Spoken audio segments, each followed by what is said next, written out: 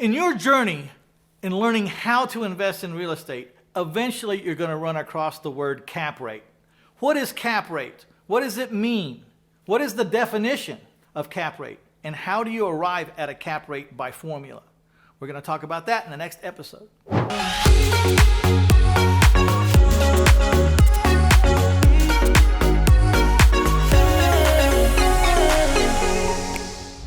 In your journey to learn how to invest in real estate, you're going to run into the words cap rate. Let's talk about it so you're not standing there flat-footed scratching your head. So we're talking about the words cap rate. What is the definition of cap rate? Why is it good to understand cap rate? And what is the math behind the formula to arrive at a cap rate? That's what we're going to talk about right now. Cap rate is an income/expense calculation that lets you know how much a property is bringing in based on the NOI. So let's break this down. NOI stands for net operating income. And NOI is all the expenses, but you do not include the debt service. Because basically you have to look at the property and say, what expenses are inherent to this property? The electric bill? The property has to have electric. That's part of the property. But debt service, it's not the property's fault that you didn't have the cash to buy it. It's not the property's fault. So we don't include debt service in the NOI calculation of income and expense. Just the expenses that are inherent to the property. Electric, water, lawn maintenance, roof maintenance, whatever is inherent to the property. Again, it's not the property's fault that you had to borrow money to buy it. So all that's left to do to find out the value of this property by its cash flow is to plug in what you invested in the property or what the cash amount for that property would have been to buy it. But we'll get to the math in a minute. I'm going to give you a real example with real numbers and it'll be clear. The reason it's important to understand cap rate is every commercial real estate investor and every commercial real estate broker and agent out there is speaking about the cap rate of the property that they're talking about. It almost goes without saying that if they're going to tell you about a property, they're going to tell you what the cap rate is. So you need to understand that. The cap rate is a way of figuring out an ROI, a return on investment, based on the NOI, the net operating income. So it's real important that you get it because once you understand cap rates, you can kind of get a real sense of value for a property as far as its cash flow is right now today. And then see if it appeals to you or doesn't appeal to you, or if you want to look in further to that property to see if you can change the cap rate by increasing rents or decreasing expenses, whatever.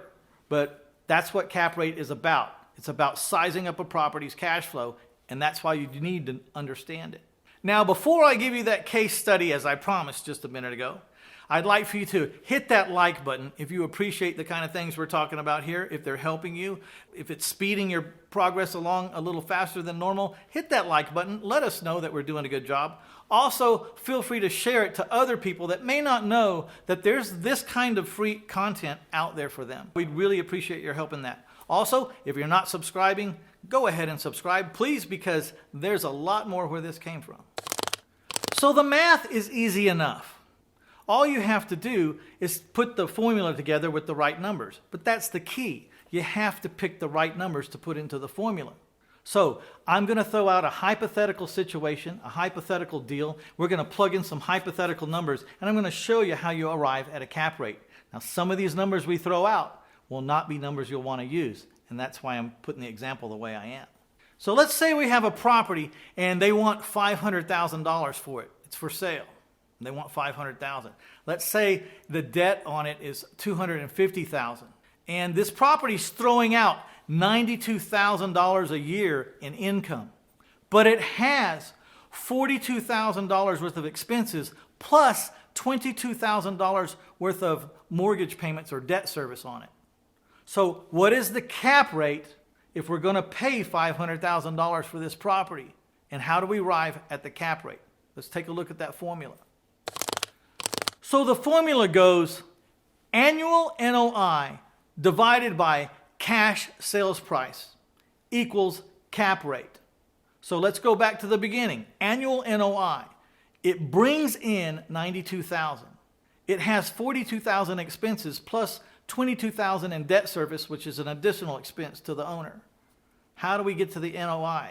The net operating income would be $92,000 minus $42,000. You're not going to include the $22,000 for the debt service because that's not in the definition of NOI. It's not that property's fault that this man had to borrow money to buy it. That leaves $50,000 of NOI. So you take $50,000 per year and divide it by 500,000 and you come up with a 10% cap rate. People are going to be going around town saying, hey, you want to buy this property for 500,000? It has a 10% cap rate. You can automatically go, well, that means it's making about $50,000 a year if they're selling it for 500,000. And that'll give you a place to start. Right off the bat, we have a feel for what this property might be worth given the numbers they're telling us. Don't ever believe the numbers anyone tell you. Always do your own research, but at least we have a feel. Now I want to caution you here. We never believe the numbers that other people deliver to us. We will trust, but we need to verify. You'll find a lot of times the numbers that they're bringing to you are not right. I would especially check out those expenses, and I would especially go through that income with a fine-tooth comb. A lot of times people trying to sell something have their own agenda, and they're not really worried about what position it puts you in once you buy it from them. So let's do a little bonus round here and talk about how you might look at all these numbers and the NOI and change things or figure out a way to change the expenses in such a fashion that it makes sense for you to buy this property. Right now, you're not into spending $500,000 just to make 10% on your money. You have to have a bigger number. Personally, I have to have a bigger number than that. So I would start looking at the expenses. And maybe I would notice in these expenses, out of that $42,000 worth of expenses, there was $18,000 in those expenses for property manager. Well, I have a property manager built in-house, and I'm already paying them. So property management's not going to cost me a dime more. So I can take $18,000 out of those expenses, out of those $42,000 worth of expenses, and see what my NOI looks like now. Because I don't need property management. I already have it, and I'm already paying for it. That'll push your NOI up from $50,000 a year to $68,000 a year. Now let's do the math. At $68,000 annual income divided by $500,000 worth of cash investment, what does that make the cap rate?